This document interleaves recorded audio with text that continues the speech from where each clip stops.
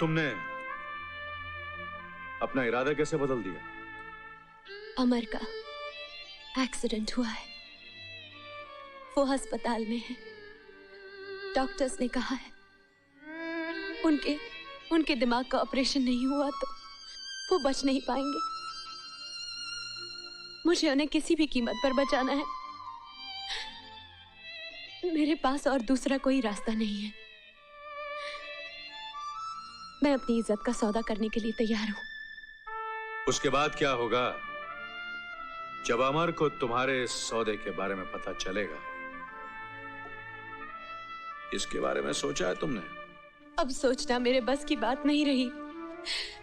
मैं सिर्फ ये चाहती हूँ कि वो किसी तरह बच जाए।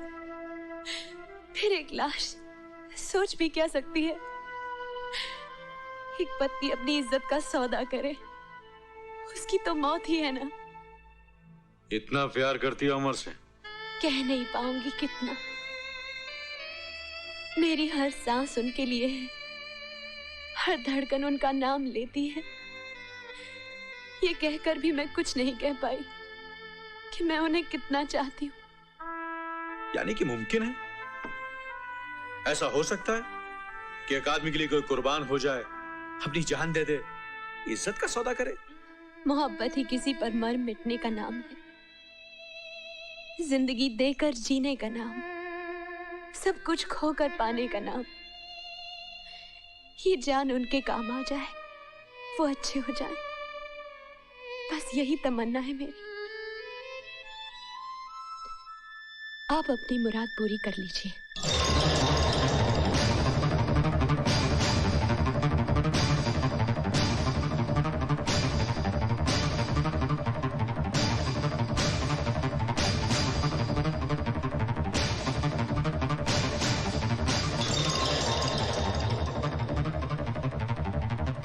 ये लो 5 लाख रुपए।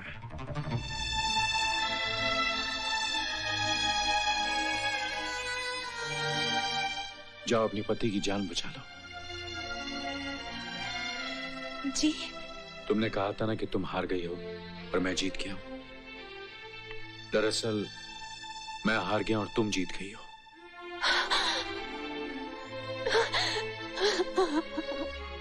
जाओ, देर ना करो।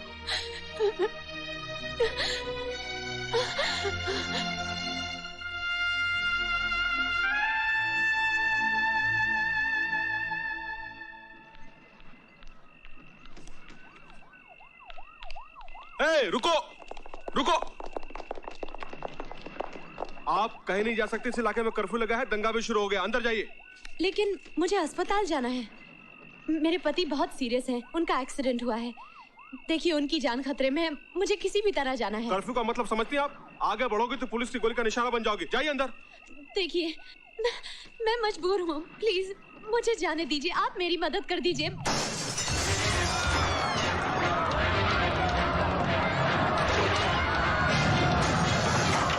देख क्या रही है? चलिए अंदर जाइए।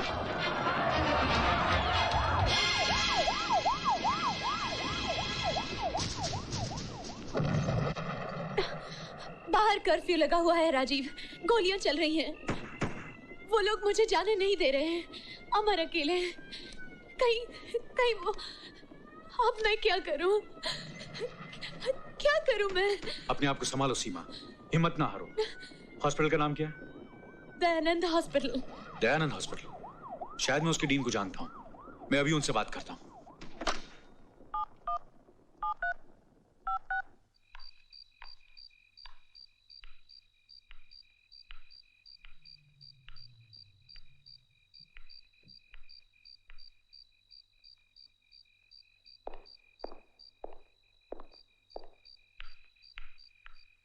राजीव, बहुत देर कर दी। तुम? क्यों? धोखा खा गई ना रामलाल श्यामलाल को देखकर? हाँ, अगर सारा चमत्कार कपड़ों का ही है तो मैंने सोचा ये भी करके देख लूं। कपड़े पहनकर तो सारे मर्द एक जैसे लगते हैं और ये तुम अच्छी तरह जानती हो, है ना? तुम यहाँ क्या करने आए हो? टेलीफोन पर की हुई अधूरी बात पूरी करने आया हूँ। मेरे नजदीक मत आना, मैं चिल्लाऊंगी। घर पर तो कोई नहीं है। चिल्ला चिल्ला चिल्ला।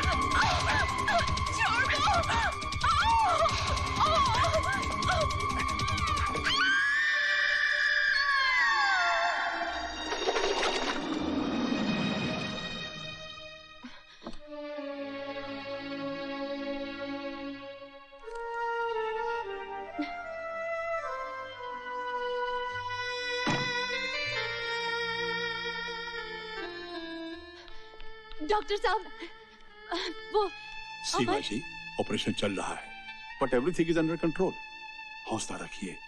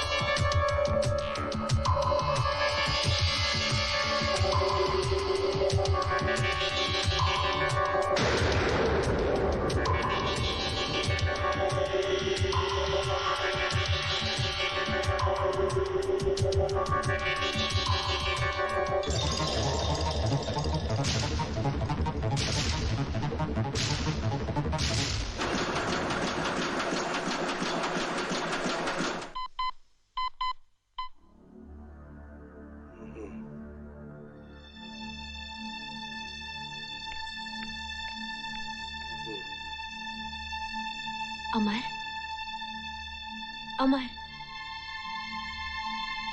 अमर।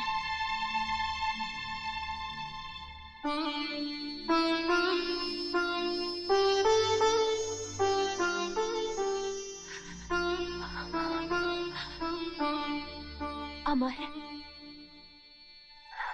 कितने दिन, कितनी रातें मैंने तुम्हारे सराहने गुजारी हैं कि कब तुम आंखें खोलोगे, कब तुम मुझसे बातें करोगे। तुम नहीं जानते अमर, मुझ पर क्या गुजरी है। ये ठीक कह रही है मिस्टर अमर।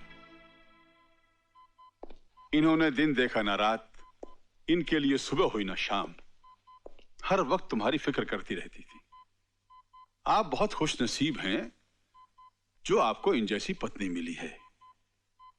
मौत के मुंह से निकाल कर लाई हैं आपको। अगर ये मौके पर 5 लाख का इंतजाम ना करती तो आपका बचना बिल्कुल नामुमकिन था।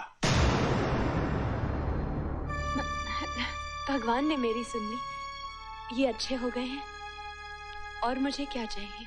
जी हाँ, मिस्टर अमर अच्छे हो गए हैं, 2 दिन बाद घर जा सकते हैं। Best of luck. सीमा, हम इतनी बड़ी रकम तुम कहां से लाई?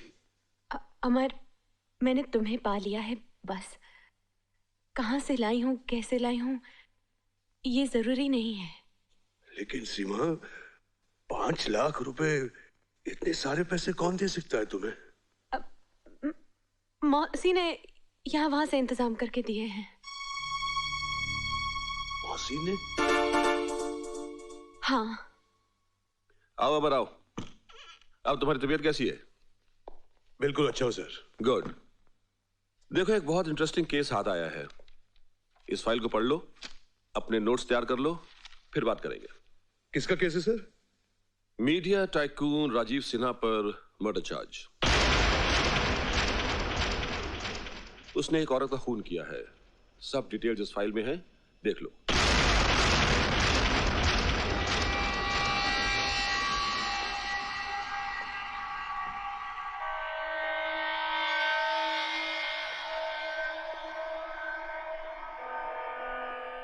राजीव सिन्हा ने किसी लड़की का खून किया। 6 जून। 6 जून की रात को? ये कैसे हो सकता है? हाँ सीमा, ऐसा ही हुआ है। अब ये केस हमारे हाथ में है। अब राजीव सिन्हा को फांसी लगाकर ही रहूंगा। जिंदगी में पहली बार केस लड़ते हुए खुशी महसूस हो रही है सीमा। कहते हैं ना कि भगवान के घर देर है अंधेर नहीं। उसकी लाठी खामोशी से बरसती है। उस शैतान ने हमारी जिंदगी बर्बाद कर दी थी। कितना सताया था हमें, परेशान कर दिया था, जीना मुश्किल कर दिया था हमारा उस हरामखोर ने। लेकिन अब मैं एक एक बात का बदला लूंगा उससे, एक एक बात का बदला लूंगा सीमा। अरे हाँ, मालूम है उसका अपना ड्राइवर उसके खिलाफ गवाही दे रहा है। ड्राइवर? रामलाल श्यामलाल, 6 जून की रात को जो घटना हुई जरा कोर्ट को बताइए।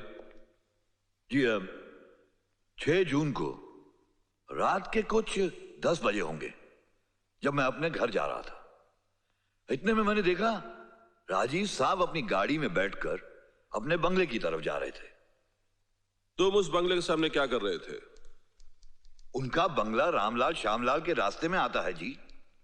चलो ये मानकर चलते हैं कि राजीव सेठ का बंगला तुम्हारे रास्ते में आता है, पर क्या तुम यकीन से कह सकते हो कि रात को 10 बजे जो गाड़ी बंगले में गई वो राजीव सेठ की थी? बत्ती जल रही थी जी। मैं भी आगे बढ़ा, सोचा रामलाल श्यामलाल मौका अच्छा है, सेठ जी से मिन्नत करते हैं और उनसे ड्राइवर की नौकरी फिर से पक्की कर लेते हैं। लेकिन अंदर जाने की हिम्मत नहीं हुई साहब जी। क्यों, क्या हुआ? अंदर एक मेम साहब उनका इंतजार कर रही थी। कौन मेम साहब? जिसका कत्ल हुआ, नीलम मेम साहब। फिर क्या हुआ? अंदर मौसम बहुत खराब था, बहुत गर्मा गर्मी चल रही थी आपस में। मेम साहब चिल्ला चिल्ला कर कह रही थी कि उनके पास कुछ तस्वीरें हैं जो वो दुनिया को दिखाएंगी कि साहब कैसे आदमी है। इतने में साहब ने एक जोरदार तमाचा मारा उनके मुंह पर और कहा कि तुम मुझे ब्लैकमेल कर रही हो, मैं तुम्हें एक फूटी कौड़ी नहीं दूंगा। इतने में मेम साहब जोर जोर से चीखने लगी। बस मैं वहां से खिसक गया। मैंने कहा रामलाल श्यामलाल, ये मौका अच्छा नहीं है नौकरी। सरासर झूठ बोल रहा है ये। योर ऑनर, मैं रात को अपने घर गया ही नहीं था। मैं रात को जा ही नहीं सकता था क्योंकि 6 जून की रात को मेरे ऑफिस के इलाके में कर्फ्यू था। मैं कर्फ्यू हटने के बाद सुबह गया था। ये आप कैसे कह सकते हैं? आपके पास कोई सबूत है? जी हां, उस वक्त मेरे साथ ऑफिस में एक औरत थी। वो भी कर्फ्यू की वजह से बाहर नहीं जा सकती थी। हम दोनों सारी रात एक साथ थे। कौन थी वो औरत? उनका नाम बताने का कष्ट करेंगे आप? उस औरत का नाम, बोलिए बोलिए, रुक क्यों गए? किसी की इज्जत का सवाल है। इज्जत? किसकी इज्जत का ढिंढोरा पीट रहा है वो? अव्वल तो आसपास दाएं बाएं कोई लड़की है ही नहीं, और अगर जनाब जान बचाने के लिए कोई गवाह खड़ा कर भी देते हैं तो ले आएंगे कोई लड़की कोठे से उठाकर। तुम ही बताओ सीमा, कोई शरीफ लड़की उस बदमाश के साथ रात कैसे गुजारेगी? गर्दन फंस गई ना साले की, इसलिए छूट पे आ गया है। मैं तो कहता हूं सीमा, उसे फांसी होगी या कम से कम उम्र कैद।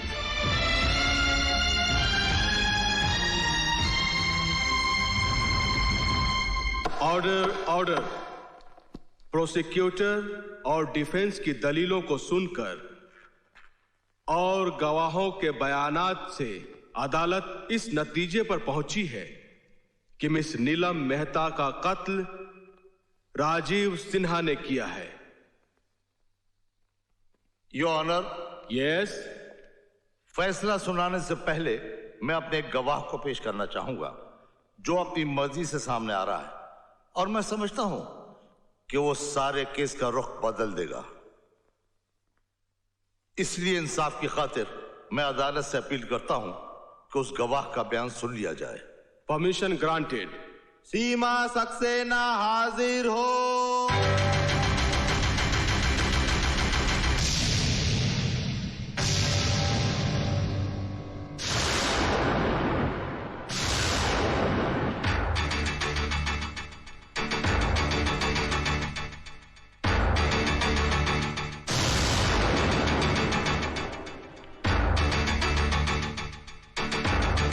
तुम्हारी बीवी है ना? मैं गीता की सौगंध खाकर कहती हूँ, जो कहूंगी सच कहूंगी, सच के सिवा कुछ नहीं कहूंगी। सीमा देवी, आप इस केस के बारे में कोर्ट के सामने अपना बयान देना चाहती हैं ना? जी हाँ। तो फिर आप अपने अल्फाज में कोर्ट को बताइए कि 6 जून की रात को क्या हुआ था। योर ऑनर, 6 जून की रात को कर्फ्यू लगा हुआ था। मैं सारी रात राजीव सिन्हा के साथ थी, सुबह होने तक।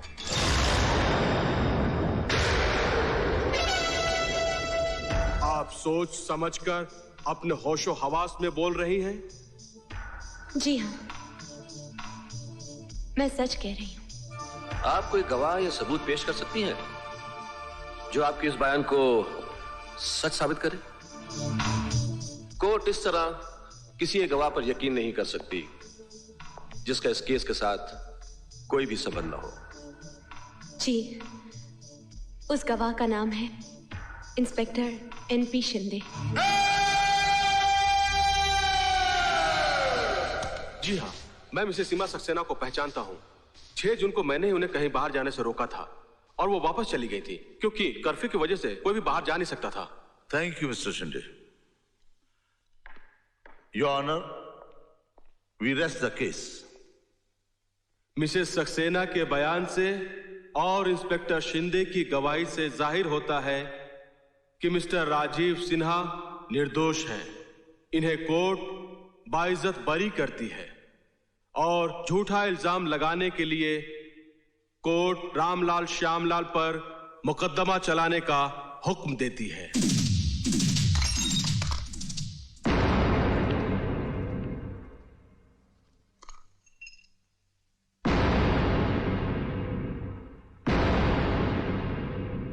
तुम्हें यहां आने की हिम्मत कैसे हुई? अपने घर आई हूँ। तुम इसे घर कहती